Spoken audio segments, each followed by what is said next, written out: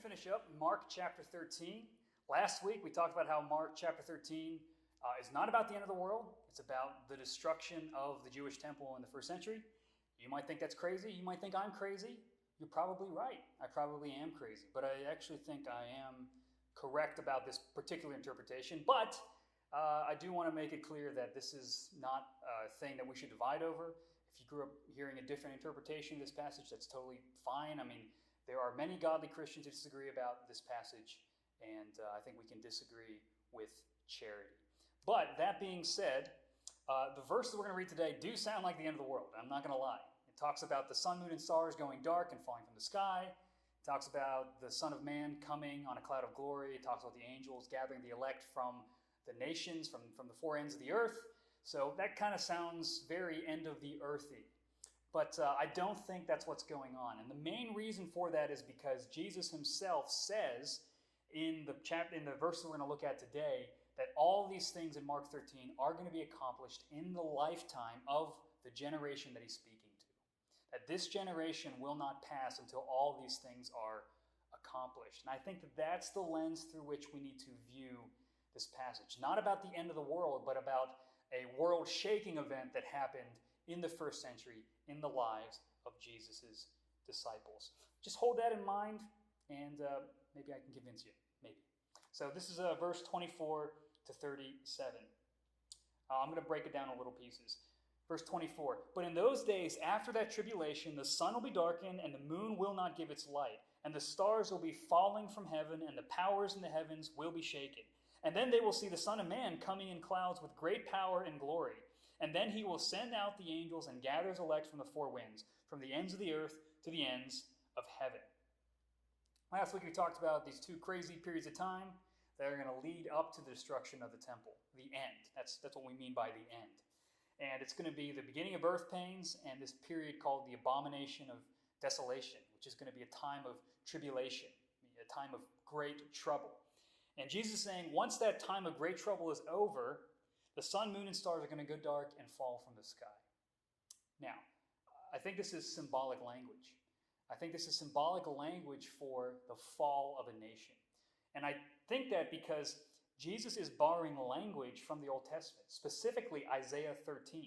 In Isaiah 13, Isaiah describes the fall of Babylon, the nation of Babylon, as the sun, moon, and stars going dark and falling from the sky. And if you think about national flags, they feature stars and the sun and the moon. And so it's kind of embedded in our psyche that these represent nations. So I think what Jesus is saying is that when the temple is destroyed, that's going to be the fall of the nation of Israel, which is basically true. I mean, the temple hasn't been rebuilt to this day. It was a devastating event that happened in the flash of an eye. It was so rapid. Everything changed. So I think that's what Jesus is talking about when he talks about the sun, moon, and stars going dark and falling. It's the fall of Jerusalem, told in a symbolic way. Also, when it says the Son of Man is coming in clouds, that again, it sounds like the second coming. It sounds like Jesus is coming from heaven to earth. But again, that's also taken from the Old Testament. That's taken from Daniel chapter 7, verses 13 to 14.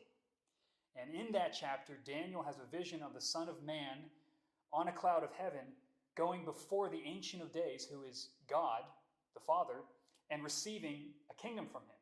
So the direction is not from heaven to earth, but from Jesus ascending up to heaven before God and receiving a kingdom. So I don't think that this is actually talking about the return of Jesus. I think what it's talking about is the exaltation of Jesus, that Jesus is in charge. He's the king of the world. God has raised up his king in the resurrection. And what better way to show that you're in charge than destroying the temple, than judging your enemies? I mean, that's exactly what happens. And so the destruction of the temple is a sign that Jesus really is the Son of Man in glory on a cloud that Daniel prophesied of, because he is in control. He cannot be defeated. The final part is the section about angels gathering the elect from the four winds, from the ends of the earth. And again, this is taken from Deuteronomy chapter 30. In Deuteronomy 30, God tells Israel, if you are sent into exile, if I scatter you to the nations, but you repent, I'm going to bring you all back. I'm going to gather you from the ends of the earth and bring you back as one. And I think that what this is saying is is that because Jesus is now ascended, because the church age has begun, God is now going to bring in his people from all peoples, tongues, and nations together in the church. That's what the gathering of the elect from the world means. So again, I think that takes into account the Old Testament background of these verses.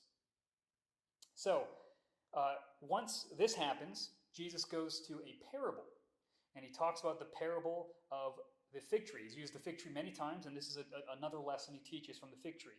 This is verse 28. From the fig tree learn its lesson.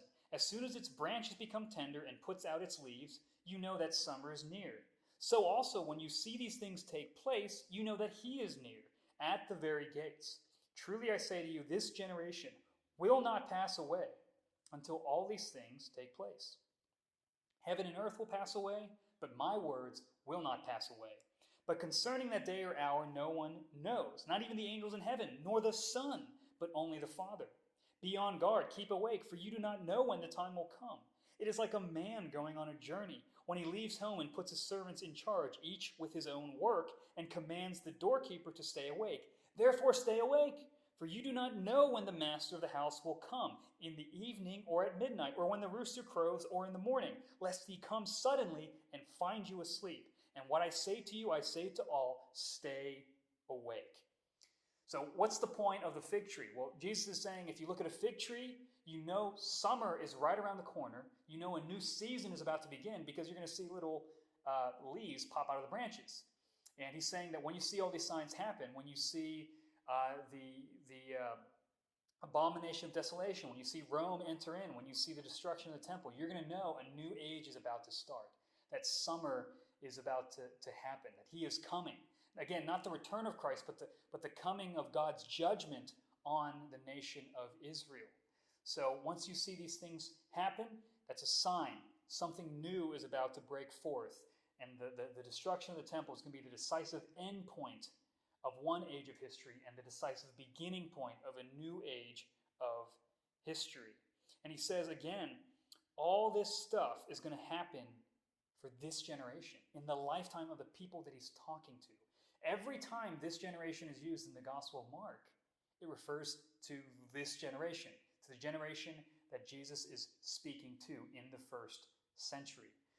And I think you have to really stretch generation to mean something else to avoid that conclusion. So that's why I think, again, Mark 13 is about stuff that was fulfilled in the first century during the time of Jesus' disciples.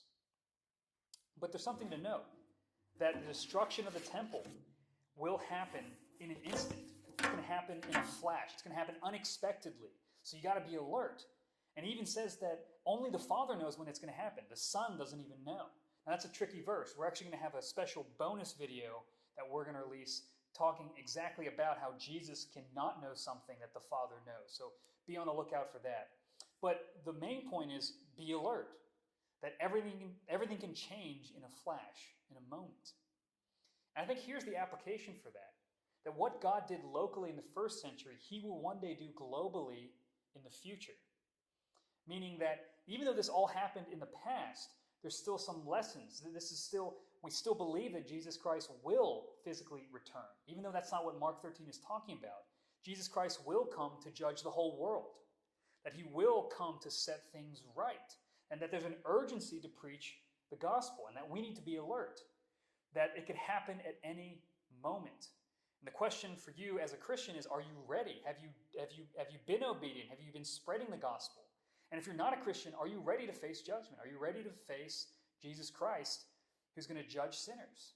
And the only way you can face him with peace is if you know him by faith in his name, by trusting in his death and resurrection for your sins. That's the only way that the day of judgment will be a day of glory for you. Otherwise, it's a terrible, terrifying day, just like it was for all the people in the first century who were destroyed from the judgment of God. I remember reading about Tertullian, who was this early church father who told his church to pray for the delay of the second coming of Christ for the sake of their lost friends. He didn't want them to be judged yet. He wanted to get the opportunity to share the gospel with them. I think it's a great mentality to have. Do we sense the urgency that God is coming to judge? That this is going to be a global thing? That we need to be like John the Baptist, to warn people to flee from the wrath that is to come, to flee to Jesus, who is the only hope for sinners. There is a lot at stake in this, and we need to stay awake, be alert, and do the work that God has called us to do. If you have any questions, if you have any different things that have been helping you in your own Bible reading, if you want to just comment, please comment and post below. We would love to hear from you.